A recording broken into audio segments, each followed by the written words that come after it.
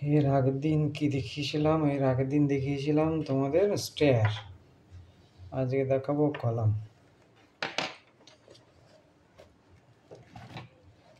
Column উঠে যায়।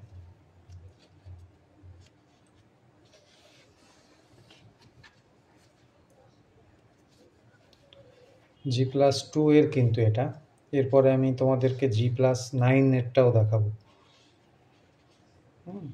ওখানে তোমার উইন্ড লোড ক্যালকুলেশন আসবে, সিসমিক ক্যালকুলেশন আসবে, হ্যাঁ, হাই রাইজ বিল্ডিং এর ক্ষেত্রে যেটা প্যারামিটার অ্যাড হয়। বাকি সেম থাকবে, আর ওগুলোর জন্য এক্সট্রা অ্যাড হবে লোড। আর যারা এই লাইনে আসতে চাও পাশাপাশি স্ট্যাটটা শিখে রাখবে। স্ট্যাট কলেজে যখন করাবে, ফাঁকি মারবে না। বারবার বলছি, ফাঁকি মেরো না। যদি ডিজাইনে ইন্টারেস্ট থাকো, I am talking about the design, so very carefully কলেজে যা বলবে হুবাহু সেই জিনিসটাই কিন্তু আমাদের ইন্টারভিউতে জিজ্ঞাসা করবে। তার উপরের বাইরে কিছুই জিজ্ঞাসা করবে না, কিন্তু মনে রাখতে পারবে না, ভুলে যাবে সব জিনিস।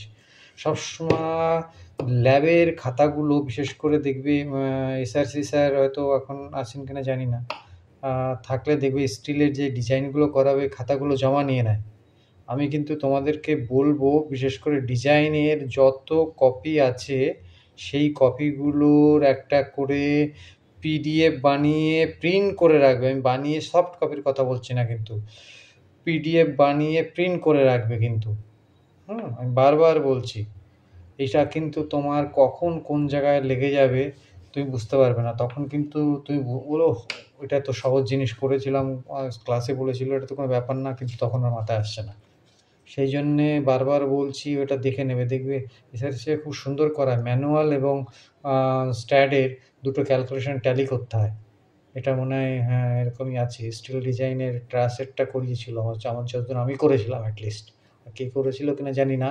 ম্যানুয়াল এবং স্ট্যাডে রান করিয়ে দুটোর মধ্যে ক্যালকুলেশন করে মোমেন্টগুলো, জয়েন্টের যে মোমেন্টগুলো, জয়েন্ট মেথডে মোমেন্টের যে পয়েন্টের যে লোডগুলো আসে নোডাল পয়েন্টের, সেইগুলোর ক্যালকুলেশান বাই ম্যানুয়াল ক্যালকুলেশান, মানে হচ্ছে প্রজেক্টের ক্যালকুলেশান, প্লাস হচ্ছে স্ট্যাট থেকে রান করলে দুটো টেবিল বানিয়েছিলাম। ম্যানুয়াল লোড আসছে এত, স্ট্যাট থেকে এটা করে ডিজাইনটা এটা দাঁড়িয়েছে, কত পার্সেন্ট এরর কী আসছে সেটা আমি করেছিলাম।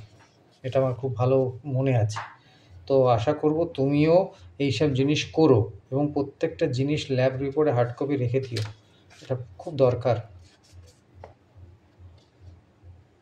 এগুলো কিন্তু সব প্রিন্ট করে আমি রেখে দিয়েছি, যার জন্য আমি দেখাতে পারছি। কিন্তু এগুলো সব কলেজের রিপোর্ট জমা হয়ে যায়, আমি কলেজ থেকে সব তুলেছিলাম।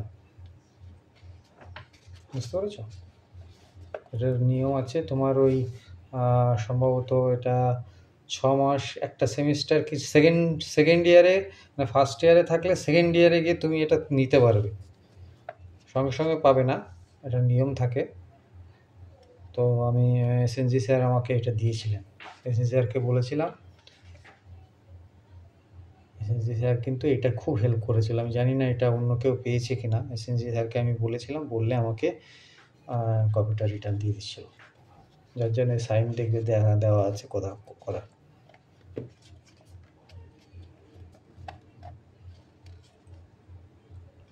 প্রজেক্টের যে,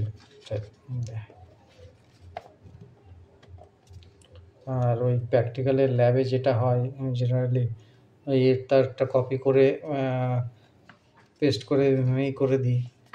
পরবর্তীতে কিন্তু প্রবলেমে পড়বে ইন্টারভিউতে। যদি গভর্নমেন্ট সার্ভিস করো তাহলে দেখবি ইন্টারভিউতে ওই ল্যাবের রিপোর্টের সব জিনিসই জিজ্ঞাসা করবে। দেখবে ওয়াটার সয়েল যা করিয়েছে ঠিক ওটাই জিজ্ঞেস করবে, কারণ সমস্ত ইন্টারভিউ প্যানেলে কিন্তু যাদবপুর আর শিবপুরের রিটায়ার্ড পার্সনরাই থাকে। অর্থাৎ আলাদা কিছুই জিজ্ঞাসা করবে না, যা তোমাকে ভাইভাতে জিজ্ঞাসা করে প্র্যাকটিক্যালে সেম জিনিসই জিজ্ঞাসা করবে। বিশেষ করে ওয়াটার ট্রিটমেন্ট প্ল্যান্টের, এটা যারা পিএইসিতে কাজ করতে চাও দেখবে অনেকটা ছোট ছোট প্রিন্ট দেবে হয়তো, সেখানে অনেক নোট থাকে। যাই হোক, এটা তো ডিজাইন সম্বন্ধে বলছে, ডিজাইনের এটা দেখে নিন। এই অবধি, পরের দিন ফুটিংটা বলবো।